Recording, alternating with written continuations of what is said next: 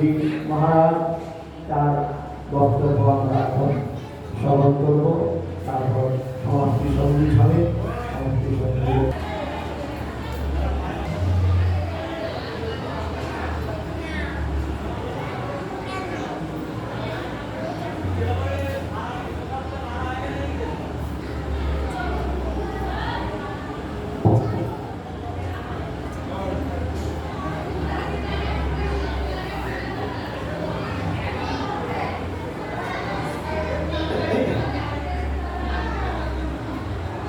नाथ श्री जगन्नाथ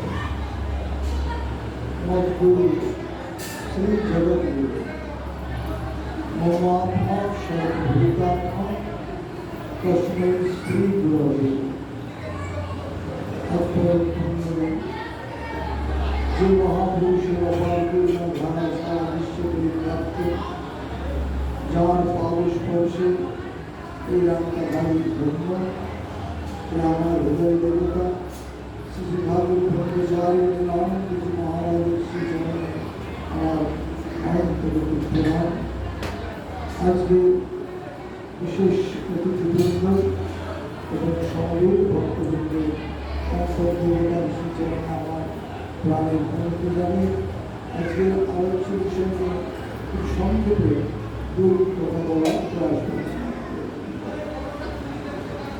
এতক্ষণ আপনারা শুনলেন বিভিন্নভাবে এই ক্রিয়ারূপ সম্বন্ধে বক্তব্য করা হয়েছে।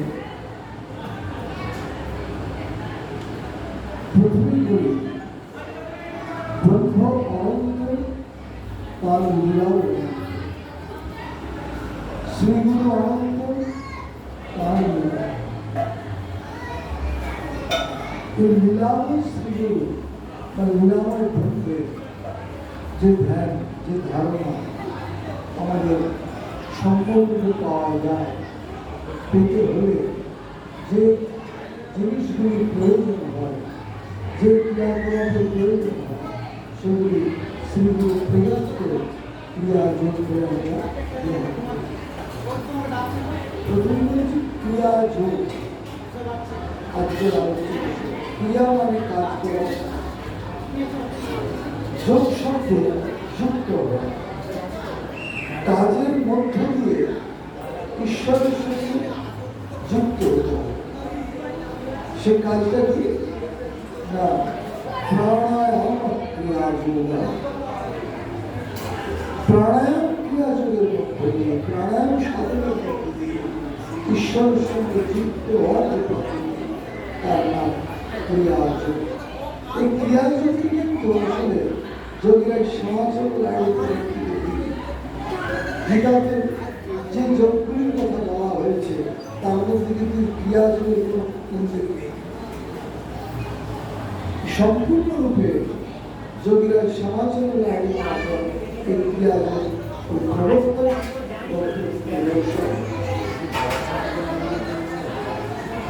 যোগ সম্বন্ধে যে ধারণা আমাদের থাকা হয়েছে, সেই ধারণাটা জন্মায় তখন যদি আমরা যোগের দীক্ষিত হই, যোগীগুলোর কাছ থেকে যদি আমরা দীক্ষা লাভ করি, তাহলে কিন্তু আমরা সেই যোগের যে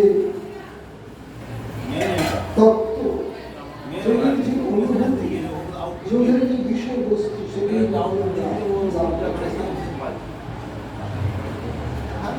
তাই ঠাকুর আমার বললেন,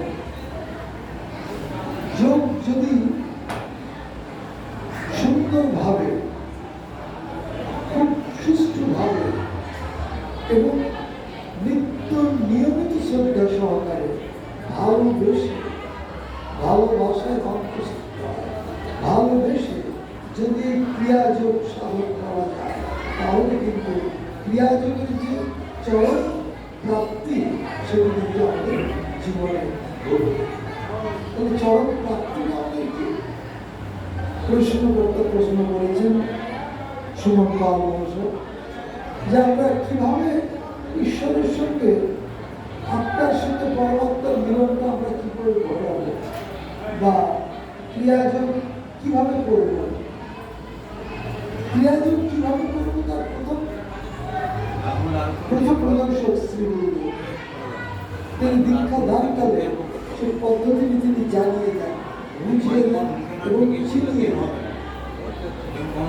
তিনি প্রথম প্রদর্শক। শ্রীগুরুদেবের কাছে দীক্ষা নেওয়ার পরে কি করতে হবে? না, সেটা দেওয়া যে প্রাণায়াম সাধন, সেটি আমাদের নিত্য নিয়মিত ভাবে শ্রদ্ধা সহকারে করতে হবে। প্রাণায়ামটা কি না, প্রাণ একটা বায়ু যেটি আমরা মাতৃগর্ভ থেকে সঙ্গে নিয়ে এসেছি, সেই প্রাণ বায়ু সাধন করতে হবে। তাই প্রাণ শাস্ত্রে তাই বলা হয়েছে, কি বলা হয়েছে? প্রাণই ভগবান বিষ্ণু, প্রাণ বিষ্ণু পিতামহ, প্রাণের ধার্যতে লোকা সর্বং প্রাণময়ং জগৎ। বিশ্ব ব্রহ্মাণ্ডে প্রাণ ছাড়া আর কিছু নেই। জগৎ সংসার এই একটা স্পিরিচুয়াল পাওয়ারের মধ্যে বাধা রয়েছে জগৎ সংসার। তাহলে সেই প্রাণায়ামটা কি না, প্রাণ সেখানে ভগবান বলছেন প্রাণায়ামটা কি করে বুঝবে? সে তোমার মধ্যে অহংসী সেই প্রাণায়াম সাধন চলছে, জন্ম থেকেই চলছে। কিভাবে চলছে না, প্রথম ভাবে কি না, নিঃশ্বাস শ্বাসমন্ত্রের নিঃশ্বাস প্রশ্বাস গুলো তিনি আমাদের মধ্যে বলে চলেছেন। সেই নিঃশ্বাস প্রশ্বাস থেকে না বাহ্য জগতের প্রাণায়াম, বাহ্য প্রাণায়াম করা হয়। তাহলে নিশ্চয়ই বাহ্য প্রাণায়াম যখন আছে, নিশ্চয়ই একটা অন্তঃপ্রাণায়াম রয়েছে। সেই শিক্ষাটি, সেই অন্তঃপ্রাণায়ামের যে শিক্ষা, সেটি শ্রীগুরু প্রদত্ত শিক্ষা, সেই প্রাণায়ামের শিক্ষা। প্রাণ কি না, প্রাণ একটা বায়ু, একটা বাতাস। সেখানে বলা হচ্ছে প্রাণই ভগবান, কিন্তু প্রাণকে কেউ অনুভব করতে পারি না, কারণ একটা বাতাস। তাহলে সেই বাতাস প্রাণ, অথচ বলছেন ভগবান, তাহলে তিনি আমার মধ্যে কিভাবে রয়েছে? সেখানে বলা হচ্ছে কি, শাস্ত্রকাররা বলছে কি না, আপনার রূপে তিনি আমাদের মধ্যে বিরাজ করছেন। এই জীবকে এই জীবকে তিনি হ্রাস করছেন কিভাবে? ক্রিয়াবান হয়ে বিশ্ব ব্রহ্মাণ্ডকে পরিচালনা করছেন। ভগবান বলছেন প্রাণবায়ু আপনাদের প্রাণবায়ু সাধনে মন আজ্ঞাচক্রে আটকাইয়া মন প্রাণ যুক্ত হলো। কিভাবে যুক্ত হলো না, এই প্রাণায়াম সাধনের দ্বারা। প্রাণটা চঞ্চল বলেই কিন্তু মনটা চঞ্চল। তাই প্রাণকে যদি চঞ্চলতা দূর করতে হয়, মনের চঞ্চলতা দূর করতে হয়। আপনি এখানে বসে আছেন মনটিকে নিয়ে, আপনি বসে আছেন এখানে, আপনি বিশ্ব ব্রহ্মাণ্ডে ঘুরে বেড়াচ্ছেন। মন আমরা চারপাশে সংসারে রয়েছে, বিষয়ে রয়েছে, স্ত্রীতে রয়েছে, পুত্রতে রয়েছে, কন্যাতে রয়েছে। মন বিভিন্ন জায়গায় বিষয়ের উপরে আমরা ধ্যান করেছি। তাকে কন্ট্রোল করার উপায় কি? ভগবান শ্রীকৃষ্ণ গীতাতে বলছেন চঞ্চল ভীমন কৃষ্ণ তোমার বলবান ছিল। মনকে প্রথমে আমাদের কি করতে হবে না, বশ করতে হবে। কিভাবে বশ করবো না, আমি একটা সুন্দর, আমি একটা নিজে নিজে বলগুলো বের করেছি, প্রমাদি বলবৎ দিলাম। বলের দ্বারা তাকে আকর্ষণ করতে হবে। সেই বলটা কি প্রাণ বল। সেই প্রাণকে যত আমি আকর্ষণ করবো, যত আমি প্রাণায়াম ক্রিয়া সাধন করবো, মূলাধার থেকে ওই চক্রে চক্রে চক্রে চক্রে মনকে রেখে রেখে প্রাণকে প্রাণের সঙ্গে মনকে রেখে রেখে উপরে উঠবো, আর মনকে রেখে রেখে প্রাণের সঙ্গে রেখে রেখে নিচুতে রাখবো। কেন? ভগবান বললেন যে মনকে তুমি প্রাণের সঙ্গে মিশিয়ে দাও। এমন বললে যে প্রাণকে চঞ্চল নিয়ে তোমার মন করবে, তাহলে মনকে তুমি কিন্তু প্রাণায়াম সাধনের দ্বারা, প্রাণায়াম সাধনের শিক্ষাটা কি না, প্রাণকে গোলাঘাট থেকে ট্রেনে গোলাঘাট পাকিস্তান মণিপুর অনাহত বিশুদ্ধাত্ম আত্মা সেখানকে নিয়ে যাওয়া হচ্ছে সেখানে নিয়ে যাওয়া হচ্ছে এবং মনের সে প্রাণের সঙ্গে সঙ্গে মনটাও সেখান থেকে উঠছে মনটাকে লাগিয়ে দেওয়া হলো কাজে যে প্রাণায়ামের সঙ্গে তুমি আস্তে আস্তে ওঠো এবং প্রাণায়ামের সঙ্গে মন তুমি নামো তাহলে কি হবে না প্রাণায়ামের মধ্যে প্রাণের সঙ্গে তুমি যুক্ত থাকবে তাহলে তোমার মন অন্য করে যাবে না তারপরে ঠাকুর আবার কি করলেন দীক্ষা দানের সময় তিনি কি করলেন না মন্ত্র চৈতন্য শক্তিটা তিনি বুঝিয়ে দিলেন চিনিয়ে দিলেন জানিয়ে দিলেন যে মন্ত্র সেই মন্ত্রটাকে তিনি তার সঙ্গে যুক্ত করে দিলেন তাহলে প্রাণ চঞ্চল মন চঞ্চল সেগুলোর সঙ্গে আবার সেই চন্দ্রের সঙ্গে বলে তার মন্ত্র যে চৈতন্য সে মন্ত্রটাকে তিনি যুক্ত করে দিলেন যে মন প্রাণ এবং মন্ত্র এই তিনটাকে নিয়ে তুমি আস্তে আস্তে উপরে উঠো এবং আস্তে আস্তে উপরে থেকে নিচে নামো মনটাকে চক্রে চক্রে রেখে রেখে উপরে উঠলো মন্ত্রের ওই যে আমাদের মন্ত্র রয়েছে সেটিও কিন্তু ছটি ভাগে ভাগ করা আছে সে প্রতিটা স্টেজে সেই মন্ত্রটি করতে করতে জপ করতে করতে উপরে উঠলো আর সেই করতে করতে নামো তাহলে একটা জগৎ সিদ্ধি আলাদা দিক তাহলে কি হলো না প্রাণই ভগবান স্বীকৃতি প্রাণকে আমরা কেউ ভগবান দেখতে পাই না তাই শাস্ত্রকারা বলেন আত্মা রূপে তিনি তোমার বিরাজ করছেন তাহলে আত্মাকে জানতে হবে তাহলে আত্মা যে কি বস্তু সেটাও আমরা কিন্তু জানি না বুঝি না চিনি না আমরা যারা এই ক্রিয়া যদি দীক্ষা নিয়েছি ঠাকুর আমার আপনারা দেখবেন এই যে সিম্বলটি রয়েছে তাতে লেখা রয়েছে আত্মা আত্মাই শ্রী গুরুদেব আত্মা ওই গুরুদেব আত্মাই শ্রী গুরুদেব ভগবান শ্রীকৃষ্ণ শ্রী গুরু শ্রী চৈতন্য শক্তি এখানে ক্রিয়াবান ও বর্তমান ক্রিয়াবান হয়ে অন্তর্গত ব্রহ্মাণ্ডকে পরিচালনা করছে ভগবান বলছেন সেই শক্তি তো ঈশ্বর ঈশ্বর পরম কৃষ্ণ সচ্চিদানন্দ বিগ্রহ অনাদির আদি গোবিন্দ সর্বকারণ কারণ সেই শক্তিকে আমাদের দেখতে হবে সেই শক্তিকে আমাদের জানতে হবে কি আত্মা শক্তি আত্মা রূপে তিনি আমার মধ্যে বিরাজ করছেন গুরু রূপে তিনি আমার মধ্যে বিরাজ করছেন আপনার শ্রী আপনার শ্রীকৃষ্ণ শ্রী ভগবান তিনি আমার মধ্যে বিরাজ করছেন তাকে কিভাবে জানা যাবে বললেন গুরু কি দেখিবি যদি আত্মাশ্রয় আত্মাই গুরু রূপে সর্বজীবের হৃদয় গুরু ব্রহ্মা গুরু বিষ্ণু গুরু দেব মহেশ্বর গুরু ছাড়া জীবের গতি মুক্তি করে সেই গুরুকে জানতে হবে সেই ভগবান শ্রীকৃষ্ণকে জানতে হবে তিনি আত্মার রূপে আমার মধ্যে রয়েছেন তাকে জানতে হবে তাই ঠাকুর আমার কি করলেন গুরুর ডেফিনেশন তিনি দিচ্ছেন তাতে কি হবে না আত্মার স্বরূপটা বোঝা যাবে আত্মা কিভাবে আমার মধ্যে রয়েছেন ঠাকুর বলছেন গুরু গুরু শব্দে অন্ধকার রু শব্দে কর্মবার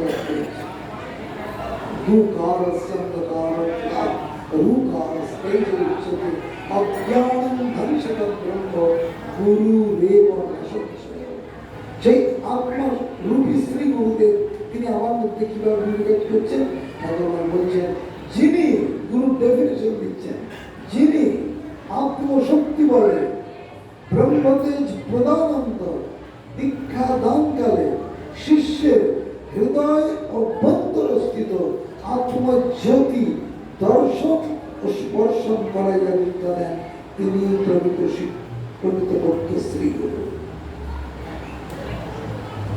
তাহলে কি বলছেন তিনি আত্মশক্তি বলে ব্রহ্মতেজ প্রদানন্ত এই আত্মাকে তিনি দেখিয়ে দিচ্ছেন কিভাবে তিনি দেখিয়ে দিচ্ছেন ফুল চার্জ করলেন ফুল চার্জ করে তিনি কি করছেন দীক্ষা দানকালে তিনি আত্মদর্শন করিয়ে দিচ্ছেন আত্মা কি সর্বেশ্বর হয়ে রয়েছেন, আমার প্রতি শ্রীগুরু হয়ে রয়েছে, বিশ্ব ব্রহ্মাণ্ডের কর্তা হয়ে রয়েছে, তিনি তার স্বরূপটা কি? তাকে তো আমি দেখি না, চিনিনি, বুঝিনি। সেইটি ঠাকুর আমার বুঝিয়ে দেয়। কি করে বুঝিয়ে দিচ্ছেন? ফুল চার্জ করছেন। ফুল চার্জ করে তিনি কি করছেন না, সে আত্মদর্শন করিয়ে দিচ্ছেন। তার শাস্ত্রে কি বলা হচ্ছে? আত্মাকে আমরা বুঝিয়ে চিনি জানি, কিন্তু তাকে উপলব্ধি করা যায়, তাকে দেখা যায়, চেনা যায়, বোঝা যায়। যে তার স্বরূপটা কি? আত্মা জ্যোতি স্বরূপায়। আত্মা কিরকম? আমার মধ্যে রয়েছে জ্যোতিষ স্বরূপ, লাইট। সেখানে বৈষ্ণব শাস্ত্রে বলা হয়েছে কোটি সূর্য সমুজ্জ্বল, চন্দ্র কোটি সুশীতল, যার ছায়ায় জগৎ চূড়া। তারপরে কি বলা হচ্ছে বৈষ্ণব শাস্ত্রে? হেন নিতাই বিনে ভাই, রাধা কৃষ্ণ পাইতে নাই, দৃঢ় করি ধর নিতায়ের ভাই। সেই নিতায়ের চরণ যুগলকে দৃঢ় করে ধরবার কথা বলা হচ্ছে। সেই চরণ যুগল ঠাকুর আমার কি বলছেন? লাইড়ি বংশে কি বলছেন? সেই চরণ যুগল কি? নিতায়ের চরণ যুগল প্রাণী ভগবান নিঃশ্বাস ও শ্বাস মন্ত্রেরা। এই চরণ যুগল নিঃশ্বাস, শ্বাস এবং নিঃশ্বাসকে আমাদের ধরতে হবে। ধরলে কি হবে? সেই চরণ যুগল, সেই চরণ যুগলকে ধরে তোমাকে প্রাণায়াম সাধন করতে হবে। একই তত্ত্ব আমাদের খালি বোঝা হবে। সব শাস্ত্রে একই তত্ত্ব আছে। যারা তত্ত্বদ্রষ্টা ঋষি তারা একই কথা বলে গেছেন। যদি ভুল হয়ে থাকে সেটা আমাদের ভুল। সেই জন্য এত সম্প্রদায় বলে উঠেছে বিভিন্নভাবে। তো সেই ঠাকুর আমার কি বললেন না, আত্মা জ্যোতি স্বরূপায়। আত্মা তোমার মধ্যে কিভাবে বিরাজ করছেন না, ফুল লাইট জ্যোতিষ স্বরূপ। সেই জ্যোতিকে তুমি ধরে এগিয়ে চলো। সেই জ্যোতির স্থান কোথায় না, আজ্ঞা চক্রে। ভূ যুগলের মধ্যবর্তী স্থান হচ্ছে আজ্ঞা চক্র। সেই আজ্ঞা চক্রে এসে কি দেখা হচ্ছে না, সেই আপনার জ্যোতি দর্শন হচ্ছে। সেই ক্রিয়া করতে করতে আমরা যে জ্যোতি দর্শন সেগুলো দেখিয়ে দিয়েছেন, আমরা নিত্য নিয়মিত অভ্যাসের দ্বারা, সেই সাধন পন্থা অবলম্বনের দ্বারা আমরা কি করছি? সেই রোজ আমরা আপনার জ্যোতি দর্শন করছি। সেই জ্যোতি স্বরূপ যে আত্মদর্শনের দ্বারা কি হচ্ছে? আত্মদর্শন হচ্ছে প্রতিদিন। তারপরে যারা প্রথম ক্রিয়া পেরিয়ে দ্বিতীয় ক্রিয়া নিচ্ছে, দ্বিতীয় ক্রিয়ার প্রসেস পদ্ধতি সম্পূর্ণগুলো আলাদা রয়েছে এবং তৃতীয় ক্রিয়ার পদ্ধতি সবকিছু আলাদা রয়েছে। সেই সব তৃতীয় চতুর্থ যে ক্রিয়া সেগুলি সম্পূর্ণরূপে আলাদা আলাদাভাবে রয়েছে। সেইগুলি সাধন করতে হবে।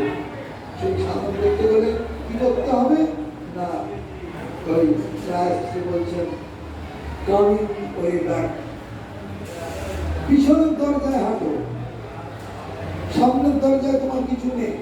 সামনের দিকটা কি আছে না, আমরা খাই দাই কথা বলি কাজকর্ম করি সামনের দিকটা দিয়ে। পেছনের দরজা হাঁটতে বলা হয়েছে। পূর্ববর্তী বক্তারা বলে গেছেন যে সে পেছনের দরজায় কি আছে না, সেই মেরুদণ্ড মধ্যস্থ স্থানে কি রয়েছে না, তিনটে নাড়ি রয়েছে, ইড়া, পিঙ্গলা এবং সুষুম্না কাণ্ড। তিনটে নাড়ি রয়েছে। সেই সুষুম্না কাণ্ডটা কি না, একদম স্ট্রেট। সুষুম্নাটা একদম স্ট্রেট। ইড়া, পিঙ্গলা তাকে কি করেছে না, বেষ্টন করে সাপের মতো কুণ্ডলী থাকে উপরের দিকে রয়েছে মূলাধারে থেকে। সেই সেখান থেকে সেই বেষ্টনী করে করে মানে সুষুম্না কাণ্ডকে বেষ্টনী করে করে উপরের দিকে রয়েছে। সুষুম্না কাণ্ড স্ট্রেট একদম সিধে। তাই ঠাকুর আমার গানের মাধ্যমে বলেছেন, সুষুম্নার পথ ধরে চলো তুমি সহস্রারে, সেটা গেলে পাবে মনো গুরু ব্রহ্ম দর্শন। এই ধারে পাবে সুষুম্নার পথ ধরে কি করতে হবে না, বহুক্ষণ ওই 5 মিনিট 10 মিনিট 15 মিনিটের দ্বারা কিন্তু সাধন হয় না। একটা ক্লাসে উঠতে গেলে সারা বছর ধরে পড়াশোনা করতে হয়। একটা ক্লাস সন্ধ্যাও তাই তপস্যার দ্বারা এই সাধন পন্থা বহুক্ষণ ধরে বহু সময় ধরে এরকম এক আধ ঘন্টা বা আধ ঘন্টা 45 মিনিট এটা কোনো সাধন না। বসতে বসতেই মনের চঞ্চলতা দূর করতে করতেই সময় কেটে যাবে, হয় না। ভগবান বলেছেন গীতাতে, ভগবান বলেছেন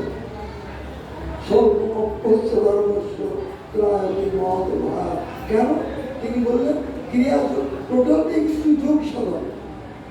প্রথম অধ্যায় থেকে অষ্টাদশ অধ্যায় পর্যন্ত ভগবান যে উপদেশ দিয়েছেন অর্জুনকে, আমাদের প্রতিভূকে, অর্জুন আমাদের প্রতিভূ, জীবগুলোর প্রতিভূ, তাকে সেই সাধন পন্থা দিয়ে দিয়ে গেছেন, পরপর দিয়ে গেছেন। প্রতিটা কিন্তু যোগ, সেই যোগের তাই শেষকালে বলার প্রতিটি অধ্যায় শেষেটাই বলা আছে ইতি শ্রী মহাভারতে শতসহস্রাম সংহিতায় বৈয়াসিকম বিশ্বকর্মণে শ্রীমদ্ ভগবদ গীতা সুপনিষদ সুব্রহ্মবিদ্যায় যোগশাস্ত্রে, পুরোটাই যোগশাস্ত্র শ্রীমদ্ ভগবদ গীতা। সেই যোগের তত্ত্বে আমাদের করতে হবে। সেখানে তিনি বলে গেলেন কি না, স্বল্পমাত্র্য ধর্মস্য ত্রয়তে মহত ভয়াত।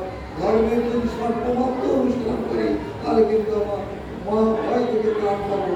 কিন্তু ভগবান ওখানে একটু চালাকি খেলে গেছেন। কি খেলে গেলেন না, তিনি টাইমটা বলে যাননি, সময়টা বলে যাননি। স্বল্পমাত্র, সেই স্বল্পমাত্রটা কতক্ষণ সেটা কিন্তু তিনি বলেন। যারা যোগ সাধনের প্রবক্তা তারা যোগীরাজ শ্যামাচরণ লাহিড়ী তিনি বলে গেছেন, পঞ্চান্ন অধ্যায়ে তিনি বলছেন যে একসঙ্গে যদি 6 থেকে 8 ঘন্টা তুই যদি একাসনে বসে থাকতে পারিস তাহলে আপনি সাধন করতে পারবি, প্রাণায়াম সাধন করতে পারবি, একাসনে বসে থাকতে পারবি, তাহলে আপনি আপনার প্রাণায়াম তিনি করতেন। তার গৃহস্থ ছিলেন, তিনি তার লাইফ হিস্ট্রিতে তিনি বলছেন তিনি কতক্ষণ প্রাণায়াম করতেন এবং কীভাবে তিনি প্রাণায়াম করতেন, কতটা সময় পেতেন, সারা রাত ধরে 108টা দিন মহামুদ্রা করছেন, তিনি তার লাইফ হিস্ট্রিতে তিনি লিখছেন। কি করে তিনি করতেন? একটা সংসারী লোক, তিনি কি করে করতেন? তাহলে কি হলো না, আত্মাকে পরমাত্মার সঙ্গে মিলন ঘটাতে হবে। সেই তত্ত্বটা কি না, আত্মার জ্যোতিস্বরূপ হয়, সেই জ্যোতিটাকে আমরা ওখানে ধরে রাখলাম।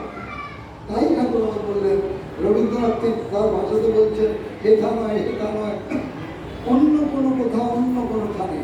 সেই খানটা কোথায়? সেই খান কোথায় না, সহস্রারে মহাপীঠে ভগবান। সেই স্থান কোথায় না, সহস্রারে মহাপীঠে। তাই রবীন্দ্রনাথ বললেন, যোগী ঋষিরা বলছেন এটা নয় এটা নয়, অন্য কোনো কথা মানে এইখানে নয়, এখান থেকে আরো উঠে। তাহলে সেই খানটা কোথায়? সেই সহস্রার। সহস্রার কি না, আমাদের যেখানে গোড়াধারে 4 দল পদ্ম রয়েছে, তারপরে স্বাধিষ্ঠানে আসা গেল, সেখানে দর্শন হচ্ছে কিনা 6 দল পদ্ম, পদ্মের 6টা পাপড়ি। আবার যখন নাভিতে আসা গেল সেখানে দেখা যাচ্ছে কি না 10 দল পদ্ম। এখান থেকে সাধকদের তেল উৎপন্ন হয়, এই নাভি সেখানে দেখা গেল কি না 10 দল পদ্ম।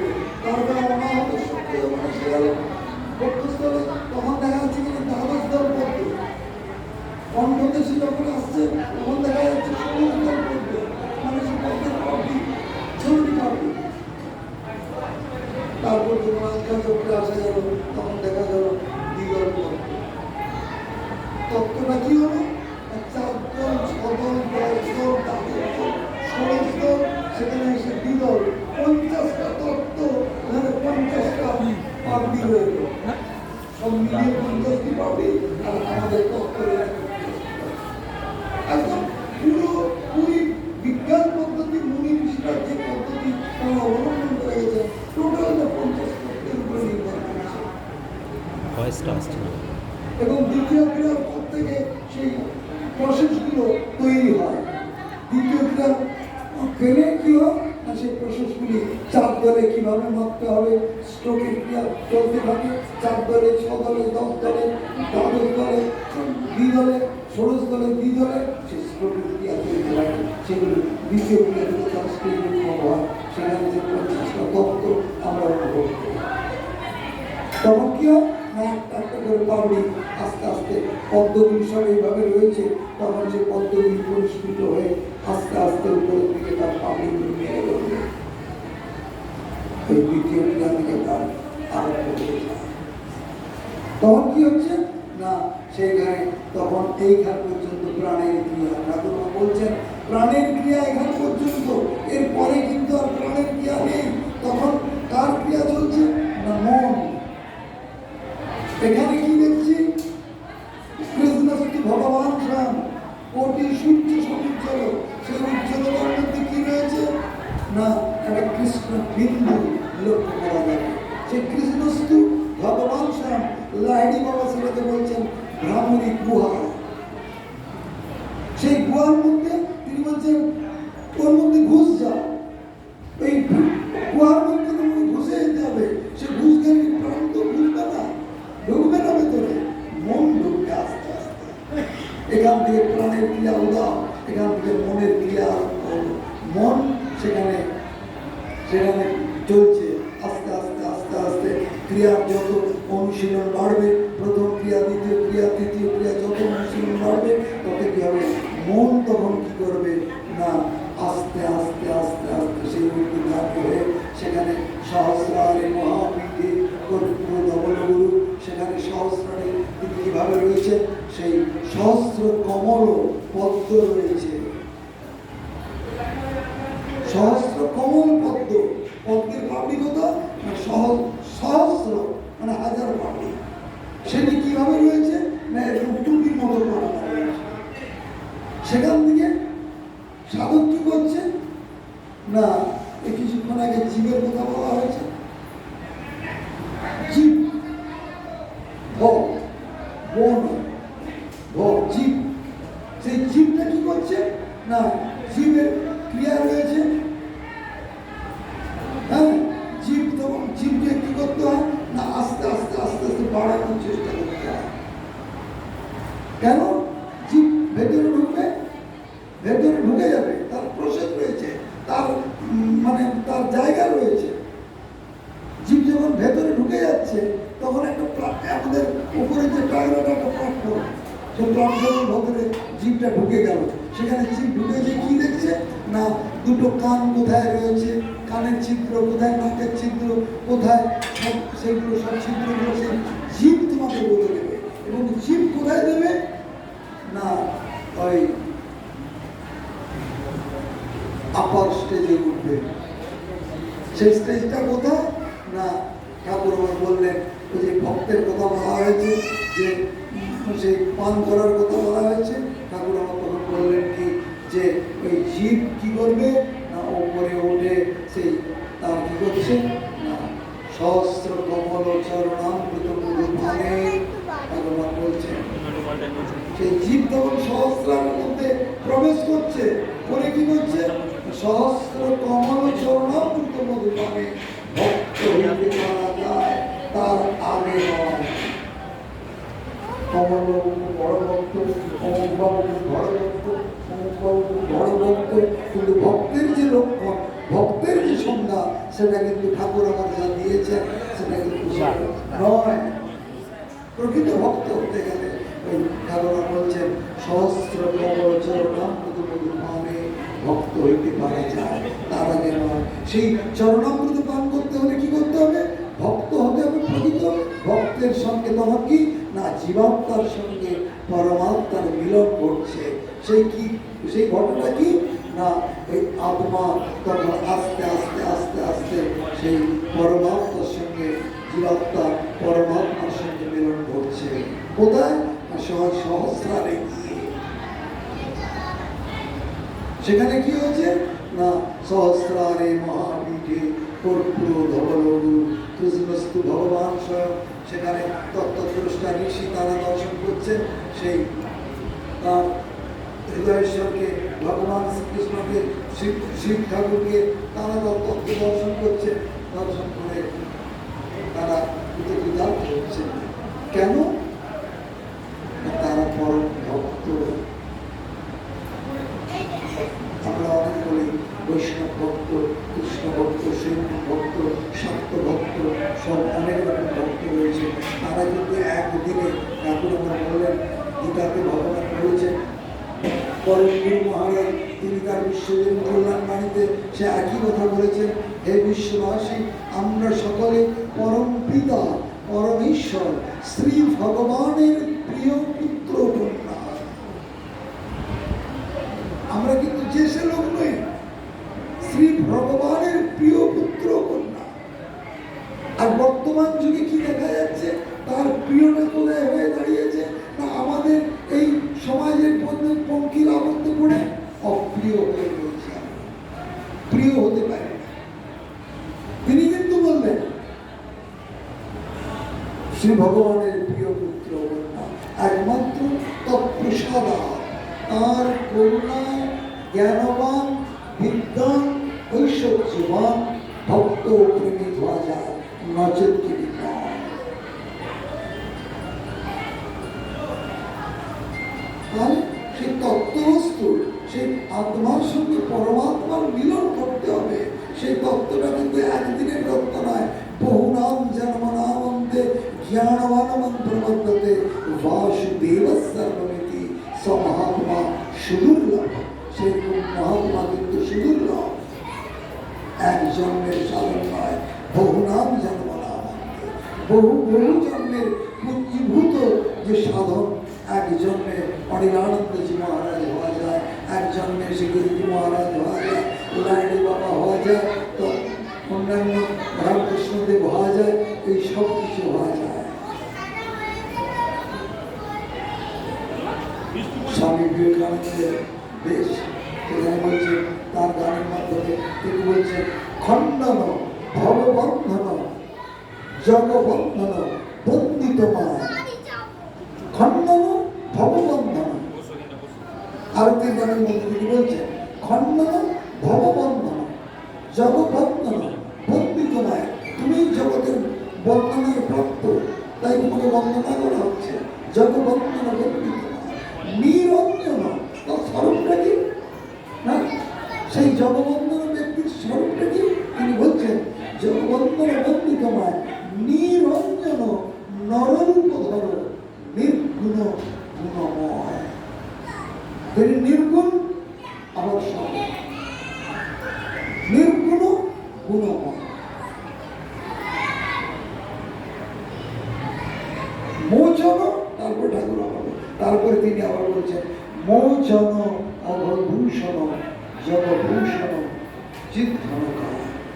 অঘ, অঘ শব্দের অর্থাৎ পাপ, মোচন অঘভূষণ, পাপ নাশকারী, মোচন অঘভূষণ জগভূষণ বন্দিত। এই তত্ত্বের উপরে আমাদের বিশ্বাস রাখতে হবে। ভগবান সর্ব বলতেন বিশ্বাস, বিশ্বাস, সর্বকার্যে বিশ্বাস এবং নিষ্ঠা চাই। নিষ্ঠা ছাড়া, বিশ্বাস ছাড়া জগতে কিন্তু কোনো কিছু করা যায় না, প্রতিষ্ঠিত হওয়া যায় না। বিশ্বাস হচ্ছে মূল ভিত, মূল ভিত। সবকিছু সাধন পথেও যেমন, পরমার্থ পথেও যেমন, সবকিছুর মূল ভিত বিশ্বাস। এই বিশ্বাসের উপরে দাঁড়িয়ে আমাদের এবং দৃঢ়তার সঙ্গে আমাদের সাধন করে গেলে কি হবে না, তখন আমরা নিজেরাই বুঝতে পারবো যে আত্মা কিরকম। এই তত্ত্বটি বললাম, সেই আত্মা কিরকম এবং পরমাত্মার সঙ্গে কিভাবে মিলন করা যায়, সেই তত্ত্ব কৃষ্ণস্তু ভগবান স্বয়ং তিনি সেখান থেকে বংশীধ্বনি করছেন, আয় আয় কে কোথায়, আর তাকে আহ্বান করছেন। তিনি সেই সহস্রারে মহামুখে বসে তিনি আহ্বান করছেন, আয় আয় কে কোথায়, বংশীধ্বনি করছেন। কৃষ্ণের বংশীধ্বনি শোনা যাচ্ছে, অনাহত নাহতে তার ধ্বনি শ্রবণ হচ্ছে।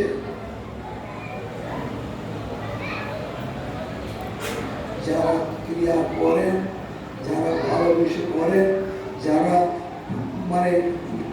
যে স্টেজগুলো পার হয়ে এসেছেন, স্টেজগুলো পার হচ্ছেন, তারা তত্ত্বটা আস্তে আস্তে বুঝতে পারবেন। সব সাধনের কিন্তু একই তত্ত্ব, তত্ত্ব হচ্ছে এক, কিন্তু বিভিন্ন ভাবে তার প্রকাশ ভঙ্গিমার দ্বারা তাকে প্রকাশ করা হয়েছে। আজকে পূর্ণ দিনে পূর্ণ মুহূর্তে আমার হৃদয়ের সঙ্গে প্রার্থনা হোক, দয়াল শ্রীগুরু তুমি করুণা করে আমাদেরকে যে ক্রিয়াযোগ সাধন দিয়েছ, সেই সাধন আমরা যেন নিত্য নিয়মিত শ্রদ্ধা সহকারে অভ্যাসের দ্বারা ইহ জন্মেই, আমি অন্য কোনো জন্ম চাই না, ইহ জন্মেই যেন তোমার তত্ত্বে প্রতিষ্ঠিত হয়ে তোমার এই আত্মার পরমাত্মার সঙ্গে মিলন স্বরূপ যে উপলব্ধি, সেটি যেন আমার জীবনে ঘটে যায় ঠাকুর। আজকের এই পূর্ণ দিনে সবার মঙ্গল করো ঠাকুর, সবার মধ্যে সেই শক্তি জাগরিত হোক। তোমার সেই যে ক্রিয়াযোগ সাধন যারা নিয়েছেন, যারা নেননি, তারা প্রতিদিন ঠাকুরকে প্রার্থনা করুন, তারা তোমাদের প্রত্যেকের মধ্যে যে শক্তি ক্রিয়াবান এবং বর্তমান রয়েছে, সেই সাধন, সেই গুণে তারা যেন তার আরাধনায় ভর্তি হয়ে এই ইহ জন্মেই যেন আমরা তার চরণ লাভ করে নিজেদেরকে ধন্য হতে পারি। গুরু কৃপা হেঁকে বলো, গুরু কৃপা হেঁকে বলো, গুরু কৃপা হেঁকে বলো। জয় গুরু, জয় গুরু, জয় গুরু।